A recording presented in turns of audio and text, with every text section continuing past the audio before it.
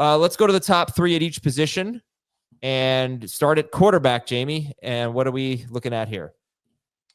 Joe Flacco would be one. Just, again, taking advantage of what we saw the last two games as the starter and the matchup he has against the Jets for this week, but also moving forward. I mean, he's averaging 46 pass attempts per game, and hopefully that's sustainable. I have Mariota 2 and Penix 3. It's a little gross after Flacco in my mind, because there is a chance, as you alluded to, that Jaden Daniels could play based on what Dan Quinn said. But he would be the next best option if we're talking about just from a 1 week situation. And then I don't love the fact that Penix is banged up. I don't love the fact that they may run a lot, but that just kind of tells you the state of the position. I'll take the guy playing the Dolphins if there's an opportunity for him to be the starter there, because I think he can get what Justin Herbert got a couple weeks ago, which is around 225 yards and 2 touchdowns. Okay, yeah, each of the first four quarterbacks faced the Dolphins scored 29 or more fantasy points. It hasn't been as fruitful since because of the running. 2 of the last 3 have been under 20. Yeah, because the running back, you had like the Rico Dowdle game, and who was before that? Well, it was Bryce Young. It was Bryce Young, then Herbert, then Dylan Gabriel last week. So Herbert was good. It started with Bryce Young being under 20. Yeah. He still had 2 touchdowns against them, though. And I know you said this earlier, but let's throw it in again. If Aaron Rodgers and Jackson Dart are in the mix, you said you'd go Dart, Flacco, Rodgers? For this week, yes. Rest of season, you'd go? Same. Okay. All right, running back. Dave, we haven't talked a lot about running backs. What do we got this week? Because they stink. Because there's nothing out there. Bam Knight is going to be your best running back to add, 43% available. And it might only be for 1 week, and it would be next week, not this week, week 9 against Dallas. He could be the lead back for the Cardinals there. Although they're mucking up their backfield. They brought in Dearness Johnson. He knows this offense. He was their third down back last week. It was very frustrating. We'll see how they come out of the bye, reshuffling that deck of crapola. But he's number 1. Kyle Monangai is number 2. I would put Isaiah Davis third on this list. And it's a different order if you're desperate for a running back this week.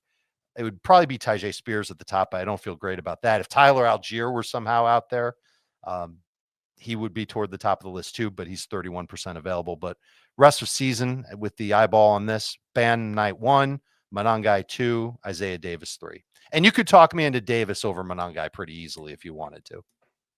So I think just one thing with this position to keep an eye on, and you alluded to this, Adam, we don't know the injury status fully for Breece Hall.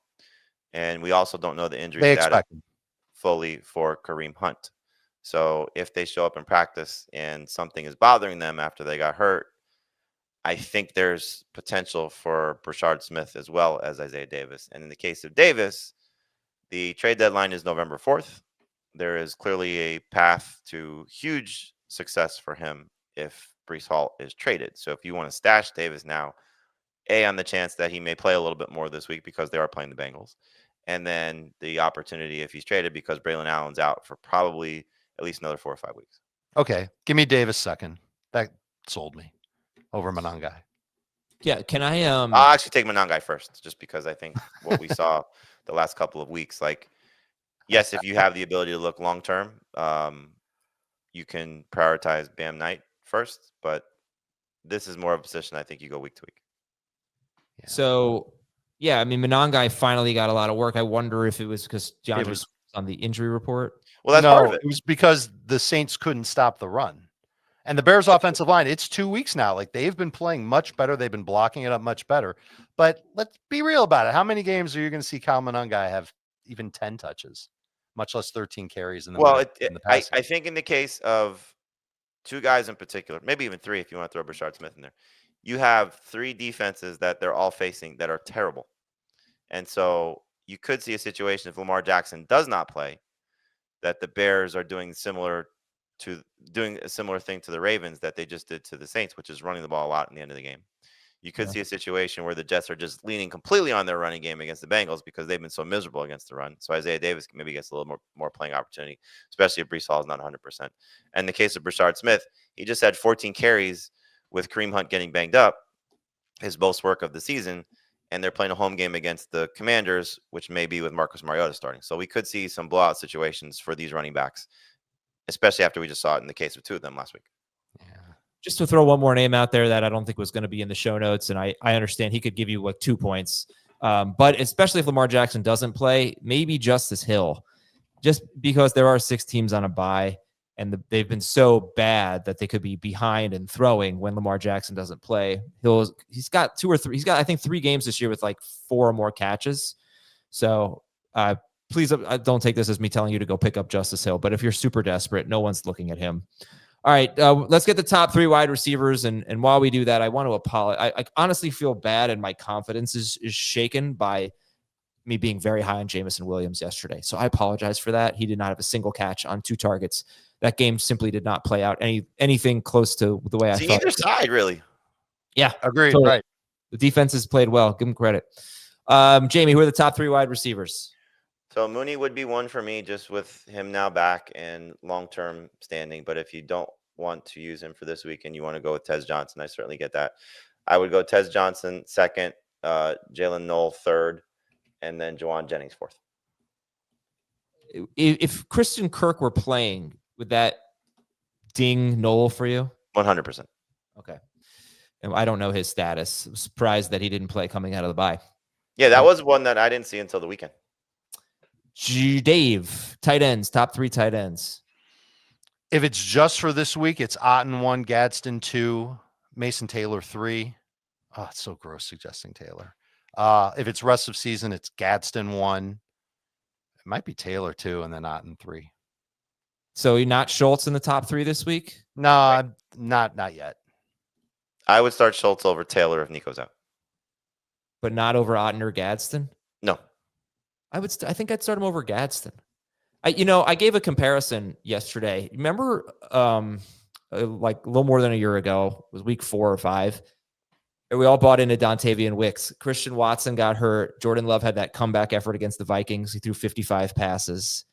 And it was a very important lesson. Just be careful buying into players when their quarterback throws 55 times. Justin Herbert, I think, threw 54 times on Sunday.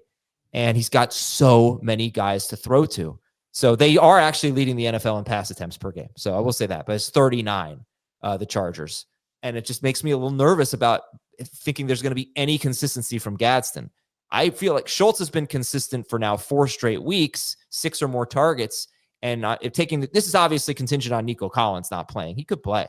But I think Schultz could have a really big game if Nico's out.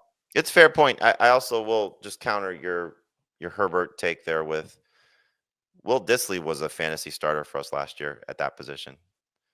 And yeah, then when he got hurt with Stone Smart, we were chasing him. Like, they like this position quite a bit. Will Dissly wasn't really that good, though. And no, but that's the difference. Is Aronde Gaston is. He is good. He is really good. The tight end spot was a pretty prominent position. It has been for Greg Roman's offense forever. And I think it's something that's sustainable for Gadsden if they continue to throw the ball around 40 times per game. All right, now it is time for coverage you can count on, sponsored by Nationwide. Jamey, give me a DST to stream this week. Yeah, you know what? I'm going to change my priority for the top 3 for this week. Colts DST 1, Colts DST 2, and Colts DST 3. I mean, they're home against the Titans. There isn't a better option to pick up off waivers this week. If you don't love your DST, like I have the Broncos in several leagues, I'm going to carry 2 DSTs this week and pick up the Colts. The other DSTs that you recommended would be? The Falcons taking on Trio Tagovailoa of interceptions. And then the Bucks against the Saints. That was really good. Oh, wow. Colts, Falcons, Bucks. I think Colts and Falcons probably in a tier above the Bucks. Slightly, but I mean, we've seen this Bucks. I mean, they just lost their center and their backup running back, who's been playing almost as much as their starting running back.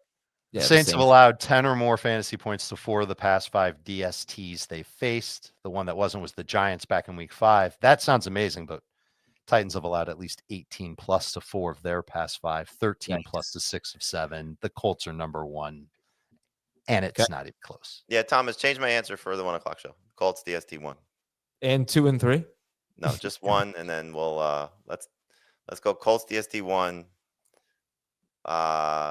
Who needs receivers and tight ends and running backs anyway?